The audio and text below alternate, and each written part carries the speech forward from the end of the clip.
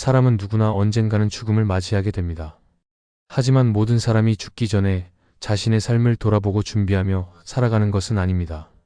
많은 사람들은 죄를 지어도 별일 없다는 듯 살아가고 시간이 지나면 잊히거나 덮인다고 생각하며 스스로를 속입니다. 어떤 죄는 잊혀지고 어떤 죄는 정당화되고 또 어떤 죄는 스스로도 기억하지 못한 채 마음속 깊은 곳에 묻혀버리기도 합니다. 그러나 성경은 분명히 말합니다. 하나님 앞에서 그 어떤 죄도 사라지지 않으며 모든 사람은 마지막 날 그분 앞에 서야 합니다. 그때 회개하지 않은 죄는 더 이상 숨길 수 없습니다. 우리의 입과 삶과 선택이 오히려 죄의 증거가 되어 하나님 앞에 드러나게 됩니다. 오늘 함께 나눌 말씀은 단지 도덕적인 경고가 아니라 영혼을 위한 기회입니다. 지금 이 시간 우리 각자가 자신의 삶을 정직하게 마주하고 회개의 자리로 나아갈 수 있도록 도와주는 하나님의 부르심입니다. 평범하게 보이는 죄들이 실제로는 영혼을 죽이고 하나님과의 관계를 끊어놓는 무서운 벽이 될 수 있습니다.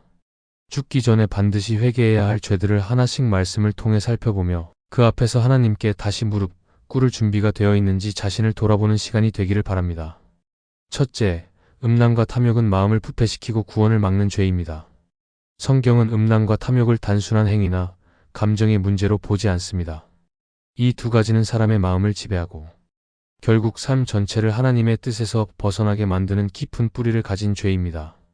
고린도전서 6장 18절에서 바울은 음행을 피하라고 명확하게 말하며 음행하는 자는 자기 몸의 죄를 범하는 것이라고 경고합니다. 하나님은 우리의 몸을 단순한 육체로 보지 않으십니다. 우리의 몸은 성령이 거하시는 성전이며 하나님의 영광을 담는 그릇입니다.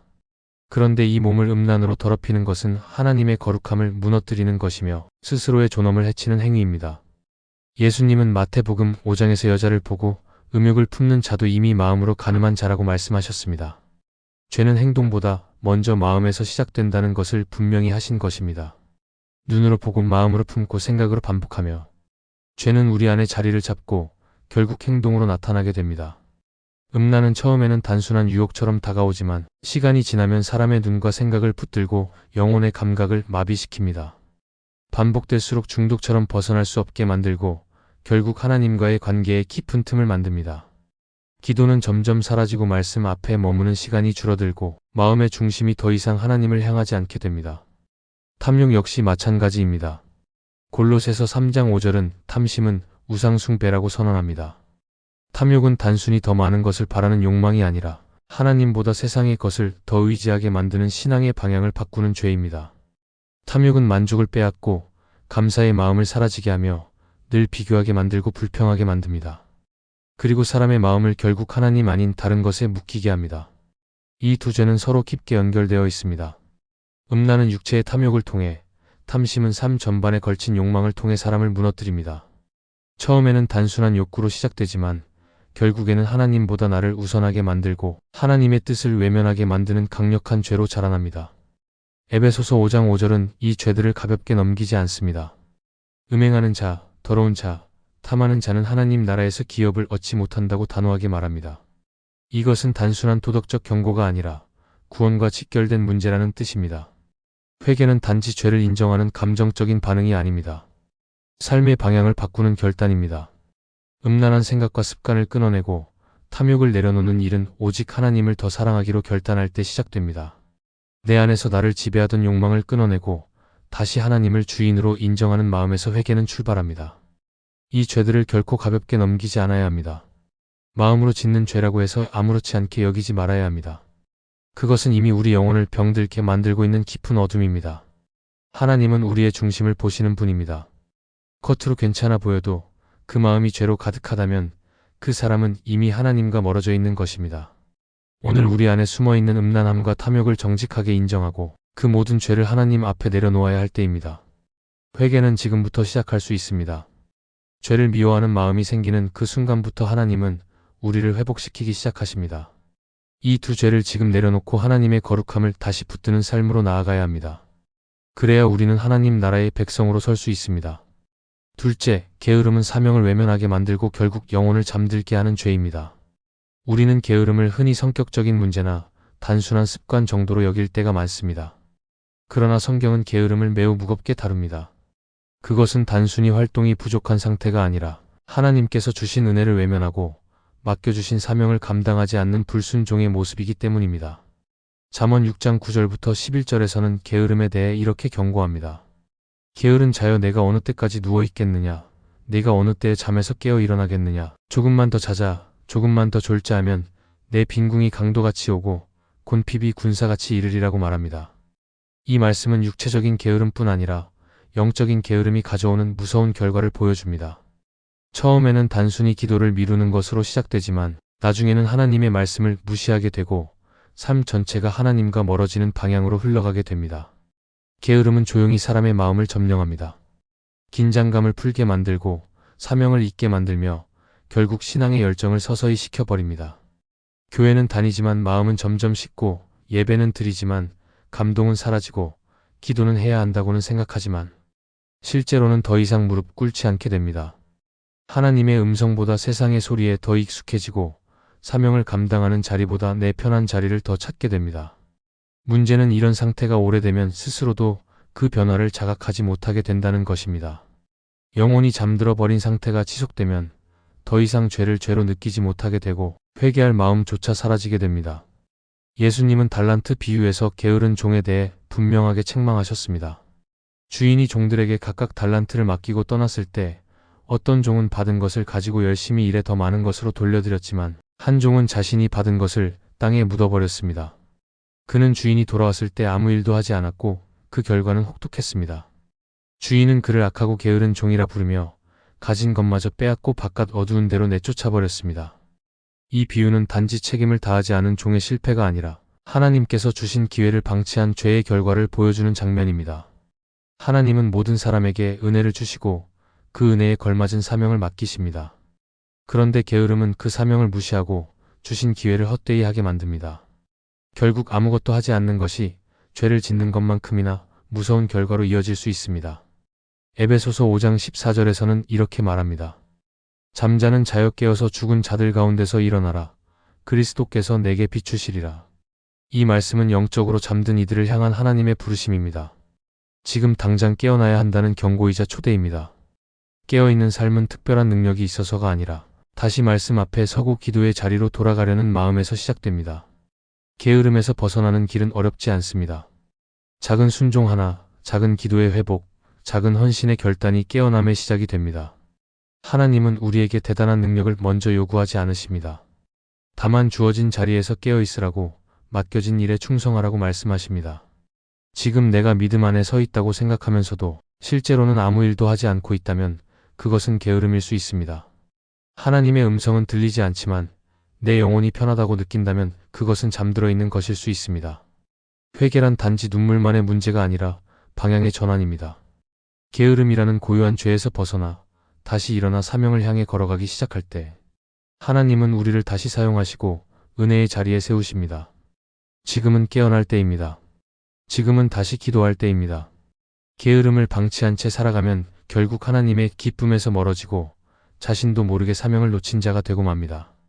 그러니 오늘 이 말씀 앞에서 내 삶을 돌아보고 다시 하나님 앞에 마음을 깨우는 결단을 시작하시기 바랍니다. 하나님은 지금도 우리를 부르고 계십니다. 셋째, 하나님보다 다른 것을 더 사랑하는 것은 우상 숭배입니다. 성경은 우리가 하나님을 사랑하도록 창조되었다고 말합니다. 그 사랑은 단지 감정이 아니라 마음과 뜻과 힘을 다해 하나님을 가장 귀한 분으로 여기는 태도에서 시작됩니다. 그런데 우리 마음은 자주 그 자리를 다른 것으로 바꿔버립니다. 처음에는 아무렇지 않게 여겼던 것들이 점점 마음의 중심을 차지하고 어느새 하나님보다 더 중요해집니다. 누군가에게는 자녀가, 누군가에게는 돈이, 또 다른 누군가에게는 명예나 자신의 만족이 하나님보다 더 앞서게 됩니다. 문제는 그것이 외적으로는 드러나지 않는다는 점입니다. 여전히 예배하고 여전히 기도하지만 실제로는 마음의 중심에서 하나님은 밀려나 있고 다른 것이 주인이 되어 있습니다. 하나님은 분명히 말씀하십니다. 너는 나 외에 다른 신을 두지 말라고 하셨습니다. 이것은 단지 형상이나 우상을 만들지 말라는 경고가 아니라 마음의 중심에 다른 것을 두지 말라는 말씀입니다. 하나님보다 더 사랑하는 것이 있다면 그것은 곧 우상입니다. 예수님은 마태복음 6장에서 이렇게 말씀하셨습니다. 한 사람이 두 주인을 섬기지 못한다고 하나님과 재물을 함께 섬길 수 없다고 하셨습니다. 사람의 마음은 반드시 한 대상을 주인으로 삼게 되어 있습니다. 그래서 하나님보다 다른 것을 더 사랑하게 되면 그 순간부터 마음의 중심은 이미 하나님께 있지 않게 됩니다. 사랑은 늘 구체적으로 드러납니다. 무엇을 가장 자주 생각하는지, 무엇에 가장 많은 시간과 에너지를 쓰는지, 내가 무엇을 놓고 가장 간절히 기도하는지를 보면 내 마음의 주인이 무엇인지 알 수 있습니다. 신앙은 말이 아니라 삶으로 드러나는 것이기 때문에 내가 어떤 말을 하든지 결국 삶의 방향과 선택은 내가 무엇을 가장 사랑하는지를 보여줍니다. 하나님보다 자녀를 더 사랑한다면 자녀의 일에만 모든 관심이 집중될 것입니다.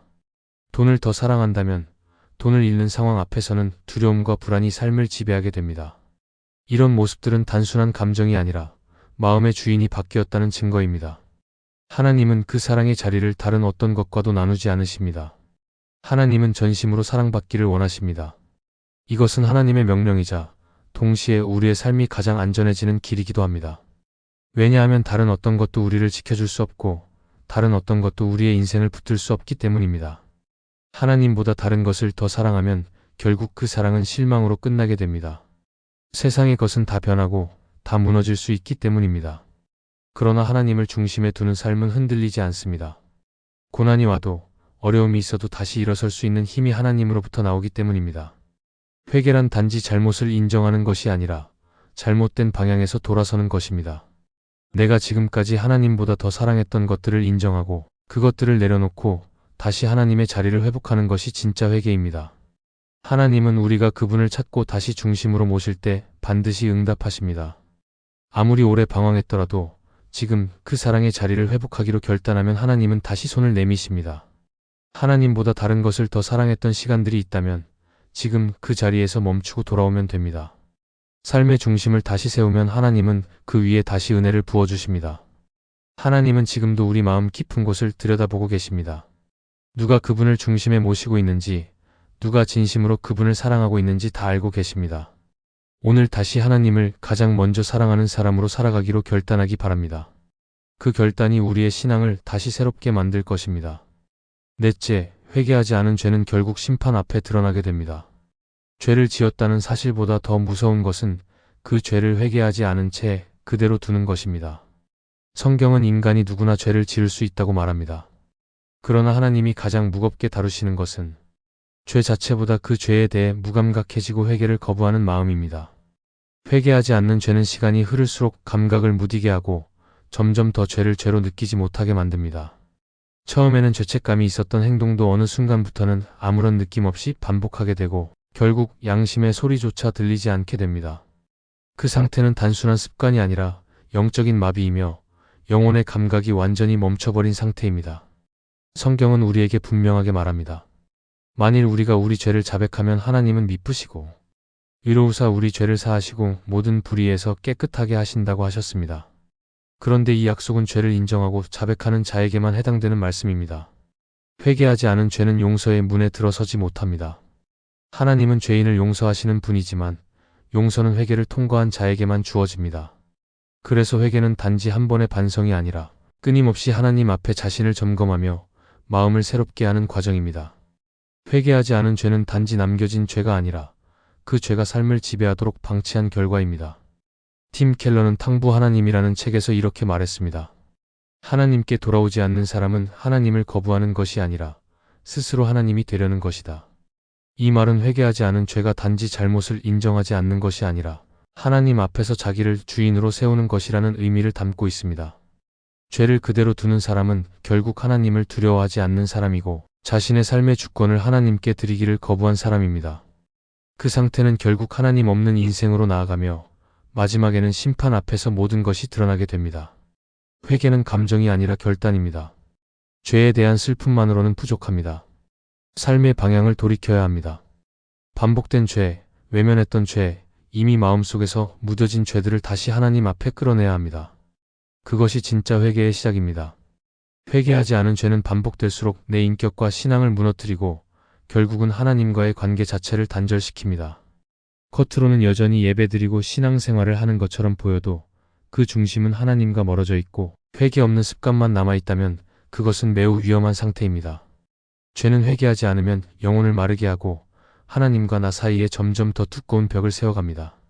그러나 하나님은 회개하는 자를 외면하지 않으십니다. 탕자가 돌아오자 아버지는 가장 먼저 달려나갔고 그를 끌어안으며 다시 아들의 자리로 회복시켰습니다. 이것이 하나님의 마음입니다.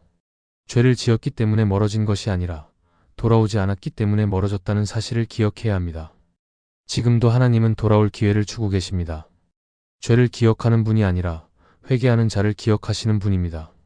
지금 이 순간이 하나님께서 주신 회개의 기회입니다. 혹시 마음속에 회개하지 않은 죄가 떠오른다면 그것은 하나님이 지금 당신을 부르고 있다는 뜻입니다. 그 죄를 방치하지 말고 지금 내려놓아야 합니다. 죄는 시간이 해결해주지 않습니다. 오직 회개만이 죄의 힘을 끊을 수 있습니다. 회개는 하나님께 다시 돌아가는 길이며 그 길에만 진짜 자유가 있습니다. 하나님은 지금도 기다리고 계십니다. 우리는 모두 죄 가운데 살아가는 존재입니다. 그러나 더 깊이 생각해야 할 것은 그 죄를 어떻게 대하고 있는가입니다. 하나님은 죄 자체보다 그 죄에 대한 우리의 태도를 보십니다. 죄를 지었다면 회개하라고 하셨고 회개하면 반드시 용서하시겠다고 약속하셨습니다. 그러나 회개하지 않은 채 죄를 품고 살아간다면 그 죄는 결국 우리의 영혼을 죽음으로 이끌게 됩니다. 오늘 나눈 4가지 죄는 겉으로 보기에는 누구나 겪을 수 있는 평범한 일처럼 보일지 모르지만 실제로는 우리를 하나님과 멀어지게 만들고 구원에서 멀어지게 하는 매우 위험한 죄입니다. 음란과 탐욕은 거룩함을 무너뜨리고 게으름은 사명을 외면하게 만들며 하나님보다 다른 것을 더 사랑하는 마음은 우상 숭배로 이어지고 회개하지 않은 죄는 결국 심판 앞에 고스란히 드러나게 됩니다. 회개란 단순한 감정이나 후회가 아닙니다. 삶의 방향을 바꾸는 결단입니다. 하나님께로 다시 돌아가는 것이며 그분의 말씀 앞에 나를 내려놓고 순종하는 삶으로 바꾸는 것입니다. 지금 이 순간이 바로 그 회개의 시간입니다. 죽기 전에 반드시 회개해야 할 죄들이 있다면 그것을 내일로 미루지 말고 오늘 이 자리에서 하나님 앞에 정직하게 꺼내놓아야 합니다. 하나님은 기다리고 계십니다. 그분은 책망보다 회개를 기뻐하십니다. 심판보다 돌이킴을 원하십니다. 죄를 기억하는 분이 아니라 돌아온 자를 기억하시는 분입니다. 그러니 지금 그 사랑 앞에 다시 서기 바랍니다. 회개하는 자를 결코 외면하지 않으시는 하나님의 긍휼 안에서 다시 살아날 수 있습니다. 오늘이 은혜의 날입니다. 이 영상이 은혜가 되셨다면 좋아요와 구독으로 함께 해주세요. 여러분의 한 번의 클릭이 더 많은 사람들에게 하나님의 말씀을 전하는 소중한 통로가 됩니다. 감사합니다. 하나님께서 여러분의 삶의 평안과 은혜로 함께 하시기를 기도합니다.